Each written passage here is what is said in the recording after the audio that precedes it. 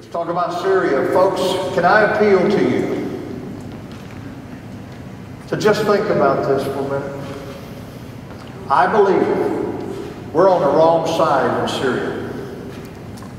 You see, we have made this statement that we're going to overthrow Bashar al-Assad because he's an evil man. And we're going to put the Free Syrian Army in charge. Really? I want to explain to you that there is no such thing as the Free Syrian Army. It only exists in hotel lobbies just across the border inside Turkey when politicians come to visit. There is no Free Syrian Army. It's a myth, it's a fallacy. And we put millions of dollars into training this Free Syrian Army, and how many people did we train? 5, maybe 6. That's the Free Syrian Army? That's what you want to put in charge?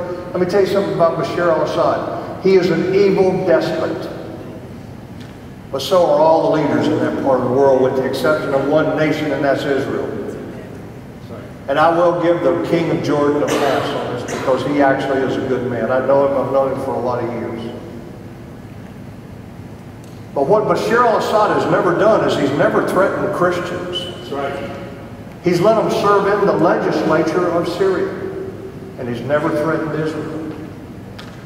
See, his father lost the Golan Heights to the Israelis when they attacked Israel. His father lost the Golan Heights, but Bashar al-Assad has never made any effort to take the Golan Heights back. So what we would be doing is we would be getting rid of a guy that's never killed Christians and never threatened Israel, only to put in either ISIS or the Nusra Front, al-Nusra. And they are motivated by exactly the same thing, and they've already demonstrated their propensity to kill Christians, and they've already threatened to destroy Israel, wipe it off the map. And by the way, look up a village called Ma'alula. Now don't ask me to spell that. Look up Ma'alula.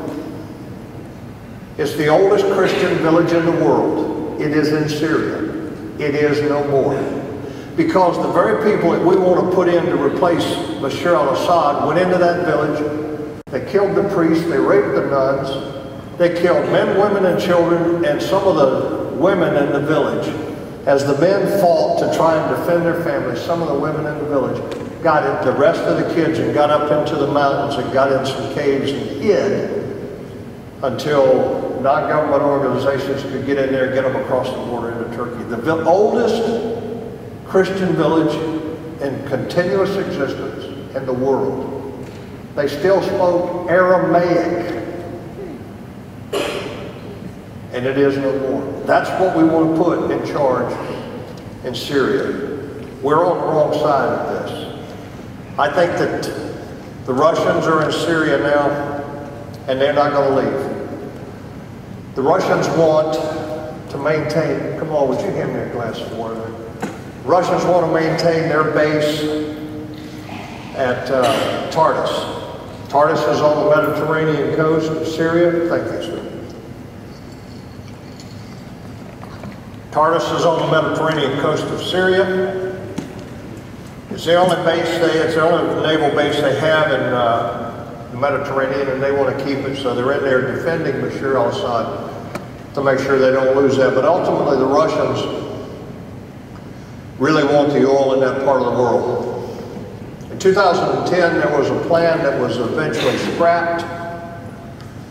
And the plan was to make a pipeline from Iran across Iraq, across Syria, northern Lebanon, and out to the Mediterranean. And the Russians would then pump oil out of Iran, and they would deliver that oil to Europe. Can you imagine what would happen if they were delivering oil to Europe through that pipeline? So now, basically, Europe is totally dependent upon Russia for its energy needs.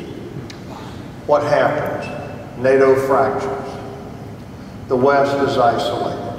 If Russia becomes the sole deliverer of gas and oil to the European continent, they already pump a lot of it up through the Ukraine, out of Russia and out of the Central Asian republics to provide a good amount of the energy that goes into Europe. They're already doing that.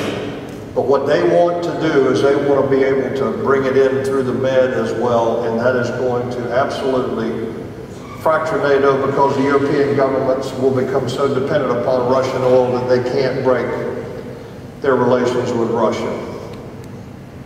Russia also is there because our president made a statement about a red line, that if Bashar al-Assad used chemical weapons, that will be a red line. And then we did nothing. Russia's there because they can't be. Russia's there because they have no respect for us. Russia's there because they think now that we're a paper tiger. Russia's there because we haven't stood with our allies. Russia watches what we do with Israel. They watch how we treat Israel. And by the way, in case you don't remember, during the Bush administration, we spent 3 years, and I was part of it, spent 3 years negotiating to put missile defense systems in the Czech Republic and Poland. And that was because we saw that Iran was developing not only a nuclear program, but they were developing very long-range missiles, some of which were intercontinental ballistic missiles, the Shahab series of missiles. Well, the Poles and the Czech Republic said, nah, this is just going to anger the Russians. We're nervous about it. And then in August of 2008, the Russians went into Ossetia, which is part of sovereign Georgia, Ossetia and Abkhazia. And that's when the Poles and the Czechs said, bring it here, bring it on. We're next. So we're going to put those missile systems in here. We're not worried about angering the Russians anymore. And we were just about to deliver those things. Remember, that happened in August. And in November, there was an American election, and we brought in Barack Obama, and within the first 90 days of him being in office, he canceled that treaty. That treaty was with NATO allies. That was a treaty that we had negotiated in good faith with NATO allies, and then we canceled it. What do you think the message was to Russia? It was that we were either afraid of them, or that we were just simply ignoring the realities, and that we were naive enough to believe that they would actually be our friends if we would send Hillary Clinton over with a big honking red button and tell her that we're pushing the reset button. That's humiliating to me. That is embarrassing. That is absolutely embarrassing. That we would be so naive as a nation to think that these people are going to love us because all of a sudden we've decided we don't want to be their adversaries, and we're willing to do whatever it takes to be their friends. I don't want to be their adversaries either, but the reality is the reality. We've been adversaries for a long time. We were allies in World War II. But we've been adversaries, and that will continue. You know, Russia will clearly continue to do what they're doing, but there's a secret that Bashar al-Assad, that Vladimir Putin is hiding. There's a secret. Look at Russia on a map. Russia is at least 8 time zones across, maybe 9. But, you know, it's a big country, Russia. You know how many people are in Russia? Depends on which statistics, but roughly 143 million people in Russia. We got 320 million. They have 143 million people. They have to secure the borders of a country that is 9 time zones across. And that 143 million is men, women, and children.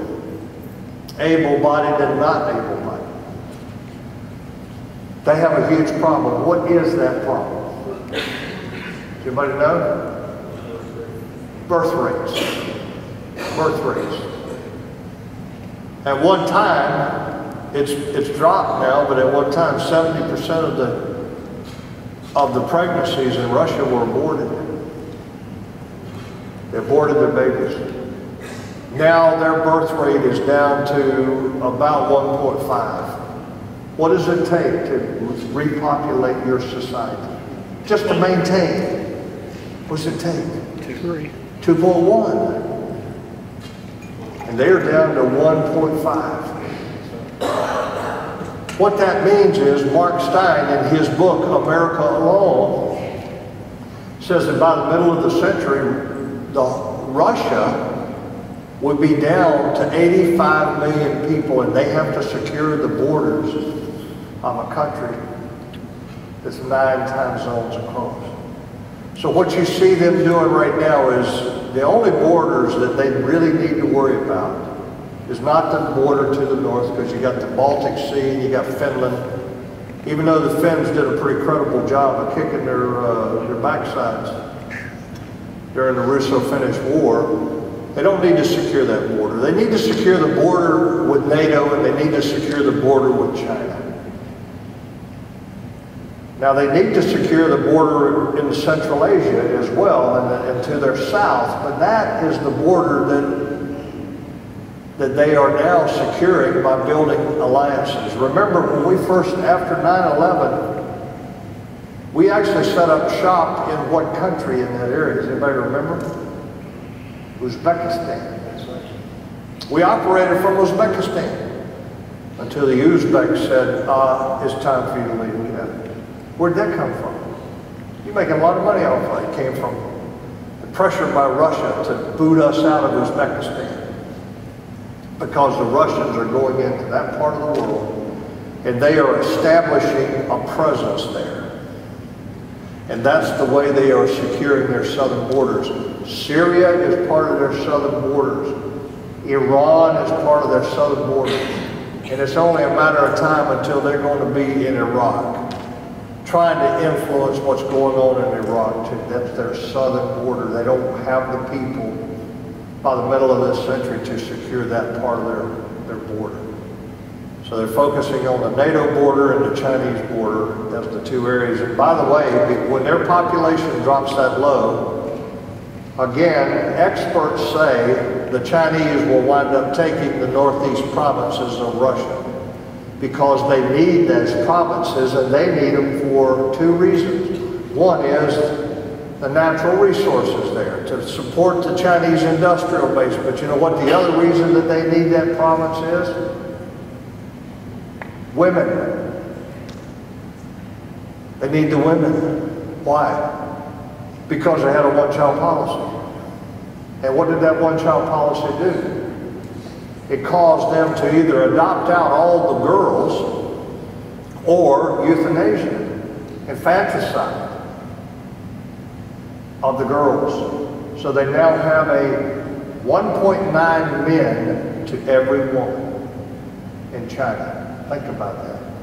How does a population, how does a civilization, how does a society progress when you've got 1.9 men for every woman? They need the women in the northeastern portions of the Russian province. And experts say it's only a matter of time, as the Russian population declines, that the Chinese will take that for those 2 reasons. Russia will continue to do what they're doing because they can. And this is a question that I ask. Why is it that we go out and arm and equip every Muslim group that comes to us and wants arms and equipment? But then when the Ukrainians, who are our friends, are fighting against the Russians, what do we send them? Blankets. We send them blankets. We ought to be arming and equipping our friends, not our enemies or those that are questionable. We need to be arming and equipping our friends. And the Ukrainians, if we give the Ukrainians enough weapons that they could kill a bunch of Russians and send those Russian boys home in body bags, it would be exactly the way it was in Afghanistan when the Russians were in Afghanistan, when all these body bags were coming home and nobody could explain to the Russian moms and dads whose sons were in those body bags what their interests were in Afghanistan, and ultimately it forced the hand of the Russian leadership, and they had to get out of Afghanistan. And by the way, the whole Soviet Union fell apart. That's when they fell apart, remember? 1989, they pulled out. And the Russian Empire fell apart. Why don't we arm and equip the Ukrainians, who are our friends and allies, with the kind of weapons that they could use to do exactly the same thing.